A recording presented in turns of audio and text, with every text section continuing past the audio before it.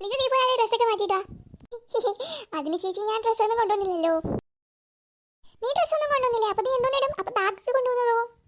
അമ്മ തന്നെ ഇവിടെ ഷീതുവച്ചും പാറുണ്ടല്ലോ, അപ്പൊ നിങ്ങളുടെ ഡ്രസ്സ് എനിക്ക് പാകാവുന്നു. അത് ശരിയാ. എങ്കിൽ നീ ഒരു കാര്യം ചെയ്യും, പാറുവിന്റെ ഡ്രസ്സ് ഇടേ. എന്റെ ഡ്രസ്സ് നിനക്ക് ചിലപ്പോൾ വലുതായിരിക്കും. ചേച്ചി എന്താ പാറു?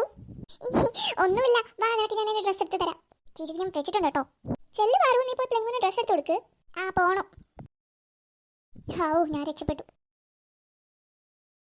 ഇത് എന്റെ പാൻ്റല്ലേ? പാറു തന്നതാ ചേച്ചി.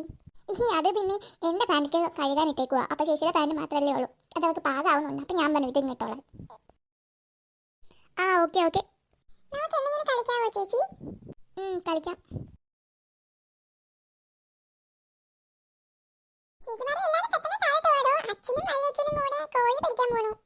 കോഴി പിടിക്കാനോ? അയ്യോ നമ്മുടെ കോഴി. ചേച്ചി പാറു വാ, നമുക്ക് കൂടെ എവിടെ പോവാം. ശരി നടക്ക്.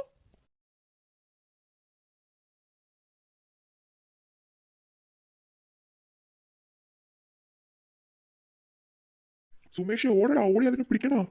ചേട്ടാ പതുക്കെ ഓടും, അല്ലെങ്കിൽ വന്ന് എവിടെയെങ്കിലും വീഴും. അവിടെ നിൽക്കു കോഴി. ചേട്ടാ ദേ പോണു കോഴി.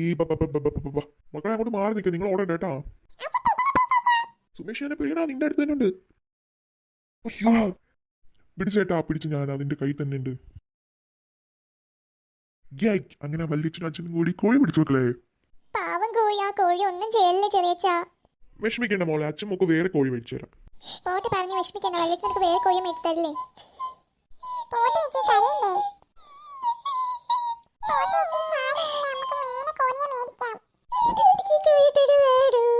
ലക്ഷ്മോളെ നീ എന്തിനാ കരയുന്നേ? ഇനിയിപ്പൊ കരഞ്ഞിട്ട് എന്ത് ചെയ്യാനാ? കോഴിയും പോയി.